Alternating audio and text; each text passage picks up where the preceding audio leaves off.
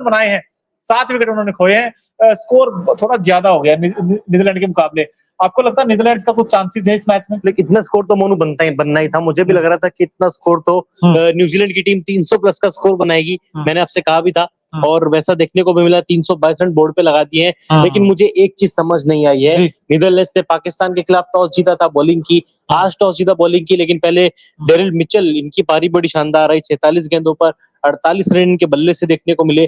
केल William opener है, पिछले मैच में डक पर आउट हुए थे, गोल्डन डक पे, लेकिन आज 80 गेंदों में 70 रन इनके बल्ले से निकले हैं। और कप्तान टॉम लाथम ने भी शानदार पारी खेली। 116 के स्ट्राइक रेट से करीब 116 का स्ट्राइक रेट, 46 गेंद पर 53 रन। बिल्कुल, और एक समय तो खैर ये स्कोर कुछ ज्यादा ही बनता हुआ दिखाई दे रहा था, क्योंकि 185 रन थे तकरीबन 32 ओवर में। लेकिन वहां से विकेट गिरने स्टार्ट हुए, फिर एक के बाद एक विकेट गिरते गए। लेकिन टॉम लाथम जो आपने कही थी, जो इन्होंने फिनिश दिया अंत में आकर, वो काबिल तारीफ है। क्योंकि टॉम लाथम जो कैप्टन है इस टीम के, उन्होंने जिस तरीके के बड़े बड़े शॉट्स खेले, क्योंकि एक समय तो ऐसा लग गया था कहीं जो न्यूजीलैंड की टीम है कहीं 280 290 पे तो नहीं आउट हो जाए, लेकिन जो अंत में आके छक्के लगाए उन्होंने, तो कुल मिलाकर 322 रन बने हैं इस वक्त न्यूजीलैंड के। टॉस हारा उन्होंने। लक्ष्य सर भी हमारे साथ इस वक्त लाइव जुड़ गए हैं। सर, 322 नीदरलैंड के लिए कितना आसान, कितना मुश्किल? बहुत मुश्किल। और पिच भी हमने देखी है कि बाउंसी पिच है, और जैसे हैदराबाद की जनरली पिच अभी वार्म अप मैच में देखने को मिली थी या पहले मैच में देखने को मिली थी, उस तरीके की पिच नहीं है। लेकिन सबसे पहले तो जितने भी लोग हमारे साथ जुड़े हुए हैं, वो अगर आ सकते हैं हमारे साथ तो आ जाइए, क्योंकि मोनू की तरफ से पार्टी है। मोनू ने कहा था कि 295 रन से थोड़े से भी ज्यादा बने, चाहे 296 भी बने, तो मैं पार्टी दूंगा। तो आप सब सादर आमंत्रित है। अखिल जी, आप तो यही हैं। मैं तो यही हूँ। मैं तो इंतजार कर रहा हूँ कब लाइव सेशन खत्म हो और कब पार्टी मिले। और कौन कौन आ रहा है ये भी कमेंट बॉक्स में बता दीजिए।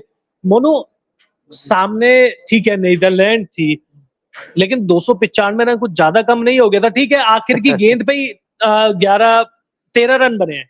लास्ट ओवर कितने बने हैं? 21 बने हैं ना। तो अब देखिए, लास्ट ओवर एक एक्सपेंसिव रहा है उनके लिए, वरना तो 295 समथिंग कुछ ऐसा बनने वाला था। लेकिन रचिन रविंद्र, इस खिलाड़ी के बारे में बात करना चाहूंगा, क्योंकि पहले मैच में भी इन्होंने हीरो रहे थे, शतक लगाया था और आज भी 51 बनाए इन्होंने न्यूजीलैंड के लिए। सर, ये एक ऐसा खिलाड़ी in absence of Kane Williamson, और इस खिलाड़ी की खास बात ये है अखिल जी कि हर जगह बैटिंग करना जानता है। चाहे आप इनको मिडिल ऑर्डर में बैटिंग करवा लीजिए, ओपन करा लीजिए। मैं ये जानना चाहता हूँ आपसे सर, क्या ये रचिन रविंद्र जिनको मौका मिला है विलियमसन की जगह, कहीं ऐसा तो नहीं कि वर्ल्ड कप का सबसे बड़ा हाईएस्ट रन गेटर हो जाए न्यूजीलैंड के लिए?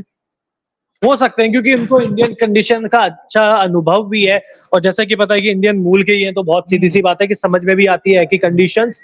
और सबसे अच्छी चीज क्या है कि बल्लेबाजी में तो जोहर दिखाई रहे हैं, इसके अलावा गेंदबाजी भी अच्छी करते हैं, स्पिन अच्छा कर लेते हैं, पावर प्ले में गेंदबाजी करते हैं।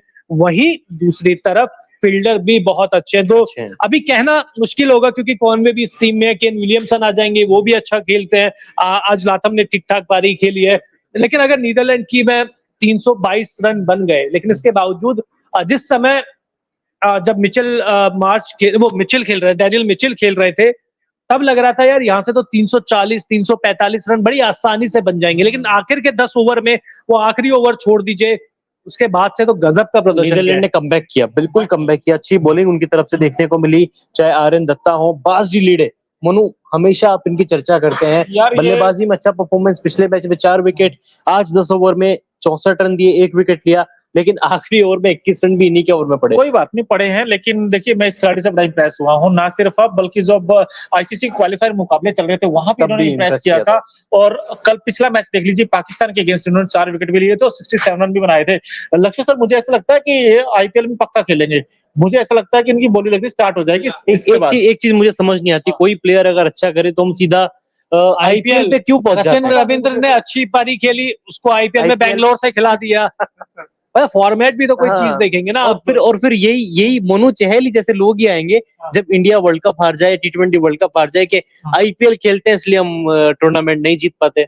नहीं यार, इस खिलाड़ी में क्लास तो है यार। देखिए, इसने ना सिर्फ ऐसा नहीं कि यार सिर्फ ये तो एक काम करता है, ये तीनों काम कर देते हैं, बॉलिंग भी करते हैं, बैटिंग भी करते हैं और विकेट लेते हैं बीच के ओवर में। ये अच्छी बात है। 2019 के वर्ल्ड कप में एक टर्म आई थी ना, 3D प्लेयर, ये 4D प्लेयर है। ये क्योंकि बैटिंग में भी कहीं भी खिला लो, उसके अलावा बॉलिंग करते ही हैं, फील्डिंग करते हैं, क्रिकेट की अच्छी समझ है, 23 साल के खिलाड़ी हैं, वाकई में फ्यूचर टैलेंट है न्यूजीलैंड क्रिकेट का। बिल्कुल, और आज देखिए नीदरलैंड्स के सामने फिर से एक बड़ा स्कोर है, लेकिन बहुत कुछ उम्मीद करेगा इनके जो इस्लामी बल्लेबाज हैं उन दोनों के ऊपर, और कहीं ना कहीं बाज लीडर का रोल बड़ा इंपॉर्टेंट हो जाएगा। वो बीच में विक्रमजीत सिंह पिछले मैच में हाफ सेंचुरी थी।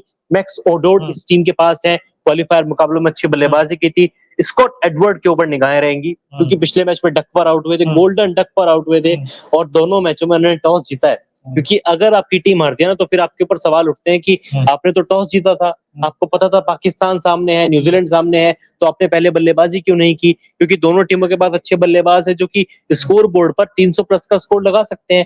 आपको पहले बल्लेबाजी करनी चाहिए थी। तो ऐसे में आज स्कॉट एडवर्ड को अपना बल्ला चलाना पड़ेगा मोनू। बिल्कुल चलाना पड़ेगा, लेकिन लक्सर ये हैदराबाद का ही मैदान था पिछला, अगर आपको याद हो पाकिस्तान के अगेंस्ट ये चेज कर रहे थे। स्टार्ट इनको अच्छा मिल गया था, एक समय 120 पर सिर्फ 2 विकेट थे, लेकिन उसके बाद फिर वो गुच्छों में विकेट गए हैं। तो क्या आज आप नीदरलैंड से उम्मीद करते हैं कुछ ऐसा करे वो, या आपको लगता है कि या एक वन साइडेड हार जाएगा? मेरा तो बस सिंपल सा एक सवाल ये बता दीजिए कि ट्रेंट बोल्ट के शुरुआती स्पेल से कैसे बचेंगे? अगर शुरुआती स्पेल से बच गए तो टक्कर मिलेगी, नहीं तो मैच वहीं 5-6 ओवर में खत्म हो जाएगा। और मैं तो पहला ओवर ही देखने के लिए तैयार हूँ। जो अंदर आती हुई गेंद वो जो बिल्कुल पैरों में उंगलियों पे पड़ती है ना, तो बड़ा दर्द होता है। और देखिए टक्कर तो मिलेगी, लेकिन कंडीशंस पिछले मैच में आसान थी, उस आसान कंडीशन में भी मैच छोड़ दिया था, लेकिन आज कंडीशन आसान नहीं है। और बस इकलौता जो पॉजिटिव चीज है वो यही है कि अंडर द लाइट्स थोड़ी सी बैटिंग करना आसान हो जाएगा। पिच हालांकि स्लोअर साइड है, स्पिनर्स को भी मदद मिल रही है। हमने देखा 49वां ओवर आर्यन दत्त करा रहे थे, तो आप समझ सकते हैं कि स्पिनर्स को मदद है। सेंटनर इनके पास है और तेज गेंदबाजी चैपमैन है, और फिलिप्स भी अब तो गेंदबाजी कर लेते हैं। ऑलरेडी सचिन रविंद्र है इनके पास, तो स्पिन का अच्छा खासा डिपार्टमेंट है। अनुभव उतना नहीं है, लेकिन फिर भी न्यूजीलैंड की टीम गेंदबाजी में भारी नजर आती है नीदरलैंड्स के ऊपर। बिल्कुल, लेकिन नीदरलैंड की अगर बात करें, देखिए मैं हमेशा ना कमजोर साइड की तरफ जाता हूँ कि यार ये जीत जाए आज, क्योंकि वैसे भी अब तक वर्ल्ड कप का छठा मैच है, वन साइड हुए सारे के सारे। मैं चाहता हूँ कि यार इसमें कुछ रोमांच आए, लेकिन रोमांच तभी आएगा जब ऊपर से रन बनेंगे। विक्रमजीत सिंह है, जैसे आपने बात की, मैक्स ओडोड है, कॉलिन एक्रमर, ये भी अच्छा खेल लेते हैं, लेकिन बास डिलिडे और तेजा ये दोनों मिडिल ऑर्डर में आते हैं। किस बैट्समैन से ज्यादा उम्मीदें हैं? बास डिलिडे पिछले मैचों में 67 किए थे, वार्म मैचों में अच्छा करके आ रहे हैं, क्वालिफायर मुकाबलों में जैसा आपने भी जिक्र किया अच्छा परफॉर्मेंस किया था। और नीदरलैंड की टीम मिडिल ऑर्डर में इस खिलाड़ी के ऊपर बहुत डिपेंडेंट रहती है। इनको उसी तरह की पारी खेलनी होगी जैसे कल हमारे लिए विराट कोहली ने या फिर केएल राहुल ने खेली। इनको चाहिए, लेकिन उसके लिए चाहिए कि ऐसा ना हो कि ईशान किशन, रोहित और श्रेयस अय्यर की तरह इनके 3 डका जाए। इनको चाहिए कि आज अच्छा स्टार्ट ओपनिंग से मिले, विक्रमजीत सिंह अच्छी लय में है, और ऊपर के टॉप 3 में से कोई एक शतक जरूर लगाए अगर नीदरलैंड को मैच जीतना है तो। बिल्कुल, लेकिन न्यूजीलैंड की अगर बात की जाए तो शतक तो वहां भी नहीं आया, लेकिन अच्छी पारियां जरूर आई है वहां से। टॉम लैथम 53 बनाए उन्होंने 46 बॉल में, 48 डेरिल मिचेल ने बनाए, और विल यंग का यंग टैलेंट आज चमका, क्योंकि उन्होंने जो है 70 बनाए। विलियम को देख के आपको लगता नहीं ब्रेंडन मैकलम की झलक लगती है? मुझे ऐसे ही लगा, क्योंकि जिस तरीके से सफल करके खेलते हैं, मैकलम को भी हम जानते हैं कि वो भी मतलब अच्छे शॉट खेलते हैं। वो मलिंगा के जो लगातार कदमों का सहारा लेकर क्रीज का जो इस्तेमाल करते हैं, बहुत ही बखूबी, बहुत सुंदर तरीके से इस्तेमाल करते हैं। पिछले मैच में अल्लाह की रहे थे, लेकिन आज बड़ी कमाल की पारी खेली। बिल्कुल, लेकिन अब 322 323 का टारगेट बहुत मुश्किल होगा यार, टारगेट है हैदराबाद में के ऊपर। इस विकेट के ऊपर वैसे चेज हुए हैं हैदराबाद में वार्म अप मैचेस में भी, और पाकिस्तान का मुकाबला भी हाई स्कोरिंग मुकाबला था। लेकिन इस मैच में बात ये रहेगी कि नीदरलैंड के पास एक्सपीरियंस नहीं है। अगर नीदरलैंड को मैच जीतना है तो बल्लेबाजों को आज अपना सब कुछ झोंक देना पड़ेगा। बिल्कुल, मतलब न्यूजीलैंड का सबसे बड़ा खतरा, जैसे आप लक्ष्य सर ने बात की, ट्रेंट बोल्ट होंगे, मैट हेनरी होंगे, इसके अलावा कोई और भी आपको थ्रेट लगता है कि यार इनके लिए हो सकते हैं, या फिर सबसे ज्यादा ट्रेंट बोल्ट को ही झेलना पड़ेगा? ट्रेंट बोल्ट को झेलना पड़ेगा, मुश्किल होगा ट्रेंट बोल्ट का सामना करना। लेकिन लॉकी फर्ग्यूसन भी प्लेइंग 11 में आए हैं, और लॉकी फर्ग्यूसन की भी गेंदें आग उगलती हैं।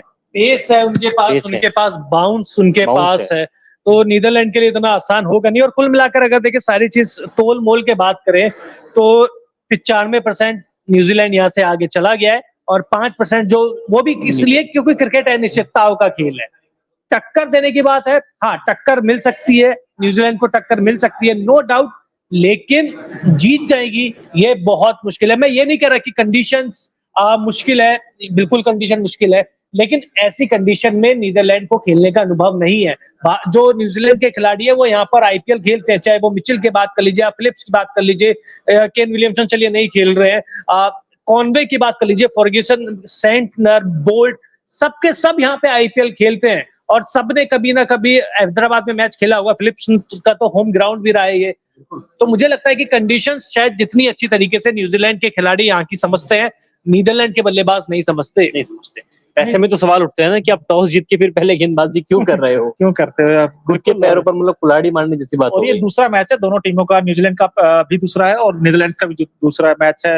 नीदरलैंड्स ने पाकिस्तान से वो हार हुई थी और न्यूजीलैंड की जो है लेकिन न्यूजीलैंड इस टूर्नामेंट में अगर आप देखें अब तक छठा मैच है ये टूर्नामेंट का, न्यूजीलैंड कुछ अलग खेला है। मुझे लगता है टॉप 4 में जाए